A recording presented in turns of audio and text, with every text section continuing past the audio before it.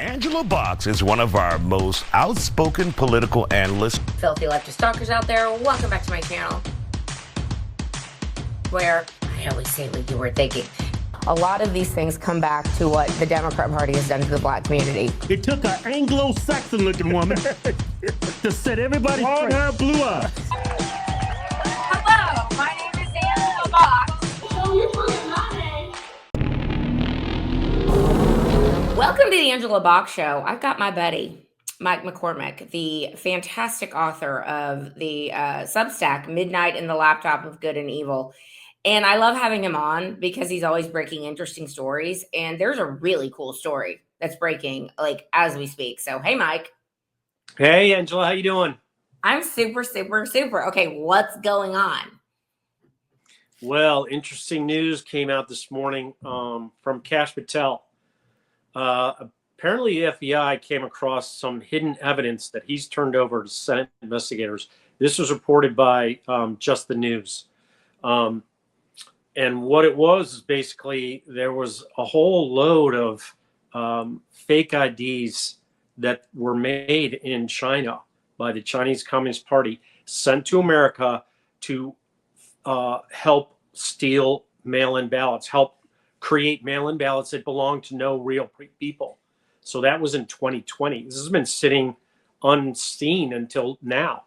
So this is evidence, they keep saying there's no evidence. This is evidence that there was a Chinese Communist Party intervention into the 2020 election. And what I have in my book, The Almost Insurmountable Evil, is that effort between the Chinese Communist Party and Obama and Biden began almost as soon as Donald Trump was elected in 2016.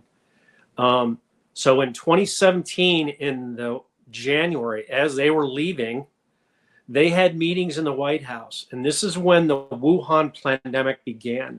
Mm-hmm. And the meetings are documented in White House visitor logs. And that's what I have in my book, evidence from that Lisa Monaco, Fauci was there, Ron Klain was probably there, senior administration officials from the office of the vice president, plus Obama's people. Lisa Monaco's named. So was White House Chief of Staff Dennis McCarthy. And Lisa Monaco was big time in the DOJ, correct? In Obama DOJ. She was in Biden's second, but at that point in time, she was the Homeland senior advisor to the president of Homeland Security. So she was actually in 2014. She had come out and they were like broadcasting, "We've got to be careful of a coming pandemic." So she was already on there's a pandemic coming and we have to be careful team. And so once Trump got elected, they put all this stuff into play. This is when they changed the funding restriction for gain of function at this meeting. And the reason I know that is because the day after this meeting, Fauci goes to Georgetown University and does a public event with Ron Klain. And he's talking about how they just changed the gain of function. And this is when he says, there is going to be a surprise. This next, Trump is going to face a surprise pandemic in the next 5 years. That's the place that he said it. And part of it was put in, and because it was at Georgetown University, it was a big event. They had planned it for weeks ahead of time. This wasn't something that just happened. As soon as Trump got elected, they started planning on how to change the laws, how to set up a pandemic misinformation program. And that's what they did. Klain was part of it. Fauci was part of it. And then Joe Biden goes to China. They found this evidence. This came from the CCP in China. I'm sorry, he didn't go to China. He went to the Wuhan, he went to the World Economic Forum in Davos and met with the president of China, Xi Jinping. Right. And this is when he was vice president and Obama was president? This is when he was vice president, Obama was president, and it's the days before Trump gets inaugurated. So this whole thing was set up. And then they had this idea, we're going to have to change the election. I think it was a panic move on their part. I think they got to the point with Trump being so good at being a president, they said, we got to roll out this pandemic. And in 2019, that's what they did. Yeah, that is I mean, fascinating. I am salivating over all the RICO charges that no doubt, hopefully, are going to be coming. My fear is that there's just so many tendrils to this conspiracy, and this is an actual conspiracy, and so many people Right. were involved in it, and it didn't just involve the pandemic. It like you're discovering, it involved the election, which people are now starting to understand that the 2020 election was stolen, and the whole thing was Right. all of this that we lived through was to get rid of one person. And people are starting to figure that Yeah. out. So in Houston, I don't know if you'll remember this. You probably will. There was a fire at the Chinese consulate. Yeah, I Which do is remember right down the street from me, actually. And they were burning Right. documents. They were burning Right. documents. I can't remember if Yes. it was pre-2020 election that this was going on. So I'm wondering if they were trying to, burn the evidence that they were getting ready to help steal the election. Right. That could have been it. And the other thing that's part of this is the FBI had this information in 2020 and didn't publicize it, didn't Right. share it, didn't tell the president we have all these huge volume of fake IDs coming out of China to help mail-in ballot illegal activities. And so, but they do know where it came from. They do know who it was destined to go to. So that's part of what the investigation is going to get to. They turn it over to the Senate. I don't have a whole lot of confidence. This is the Senate Homeland Government Securities Affairs Commission, Right. Governmental Affairs Committee. I don't have a whole lot of confidence in them. I've spoken to their investigators. They didn't want to really follow up on the leads I gave them. And what I've seen of their interviews of witnesses since then has been kind of low. They're trying to hold back information, it seems to me. So I'm glad to see this is coming out. I'm glad it's just the news reported it and Kash Patel is making it public. It's coming out at a time when, all eyes are on Iran and the potential nuclear, battle that's going to arise out of our standoff. But this is really serious to go back into. And, it involves Obama, Biden, Lisa Monaco, all almost, Fauci, Collins, Comey, John Clapper, Holdren. Brennan. Yeah. And then, Yeah. and then the people that were in the White House and the FBI people that sort of sat on it. So this is a pretty dark turn, and it's good that it's getting some sunlight. It's a very dark turn, and I'm curious as to where they found it. Could it be in the 7th floor, a little secret room that Kash Patel let us know was there? I mean, there's so many little tendrils to this. And when you think back on how Fauci lied about saying, well, there's no gain of function. And then he's like, well, yeah, there is gain of function. I mean, he lied. Rand Paul was like, you're doing gain of function. He's like, I am not.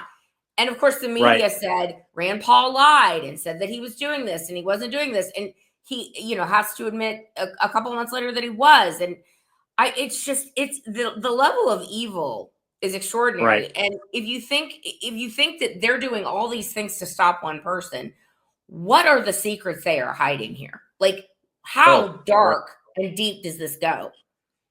Right. And Joe Biden is a big part of the backing of this. Yes. And they didn't, in my opinion, they didn't want to have to rely on Joe Biden, but he had put himself in a position to be the guy. And this is what you have to understand about Joe Biden. This sums up his entire career. Joe Biden was a senator in DC for 45 years before he became vice president. He ran for president 4 times. 3 of those times he quit, and 1 time he stole the election. Yes. That's the kind of evil that we're up against. He was a win-at-all-costs person, and we were the cost. Our lives were the cost. Whatever happened out of the Wuhan pandemic shutdowns, they didn't care.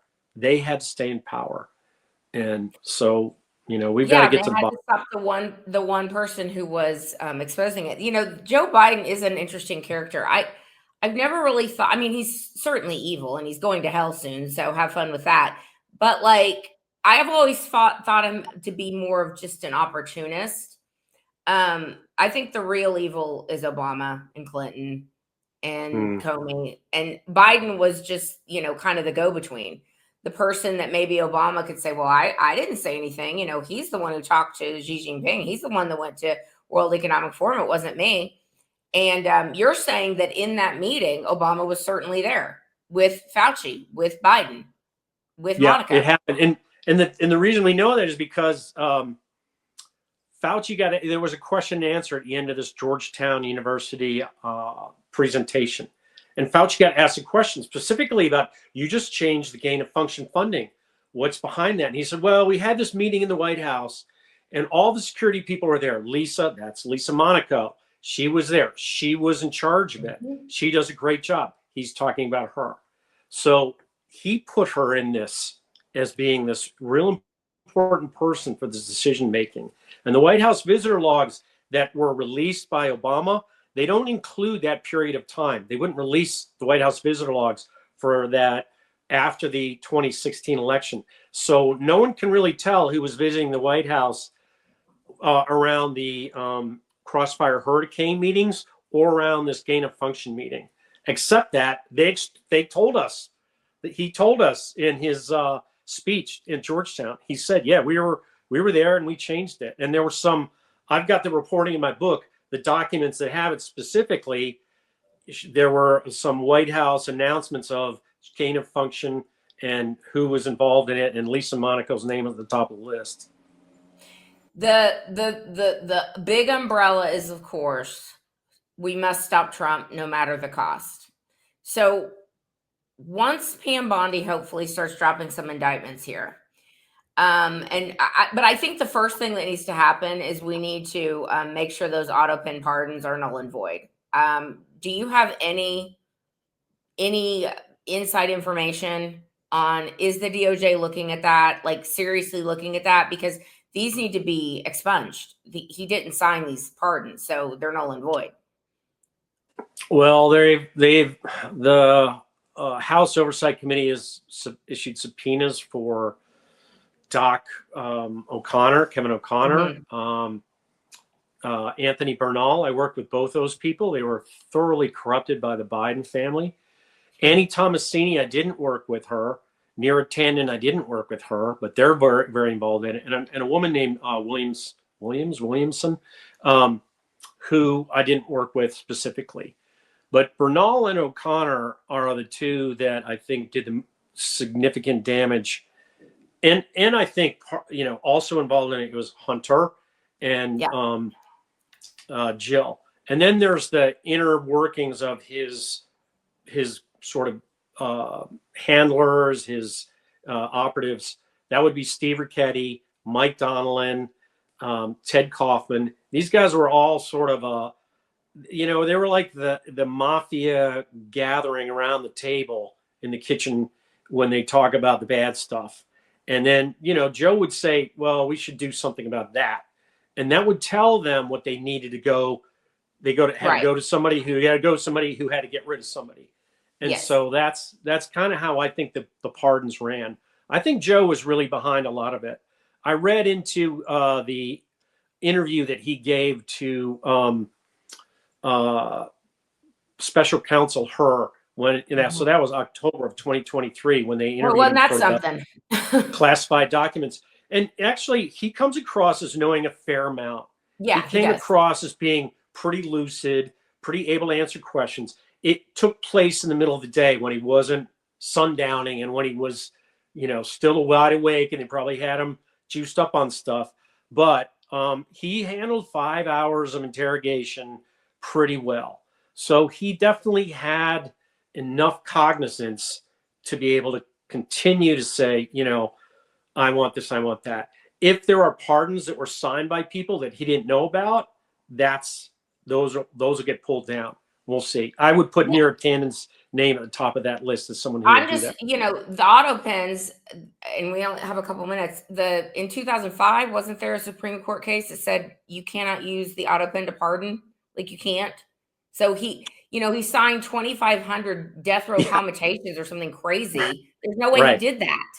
Yeah, no, there's no way with that number. Yeah, there's no way. I couldn't write 2,500 pardons. Yeah. Your hand was, and the thing was just, Some people have looked at the actual signatures that was on like Hunter's pardon, and that would look like a scrawly old man's signature, and all the others were like perfectly identical, right? So, Joe probably signed some of them by himself, but not all of them. And then we'll see which ones. So we're going to get to the bottom of that, and who these mail-in ballots were, who was behind these mail-in ballot fraud things. Sorry, my stupid software always jacks with my camera, so I had to switch the camera. Mike, how can people find out what you're doing? This is a really deep rabbit hole here. Like, there's a lot of people involved in this, and I wonder who's going to flip first. Well, you can read my books. I've got a lot of them on authormikemccormick.com, and I do my reporting on my Substack, Midnight in the Laptop of Good and Evil. It's a great Midnight Substack. in the Laptop of Good and Evil. And I'm on X at Joe Unauthorized. Guys, this is a Substack you should be subscribing to. Like, he's a good one. All right, Mike, we will have you back soon, and I'll talk to you on the radio show this week. And stick around for all that, ladies and gentlemen. Thanks for listening. We'll see you next time.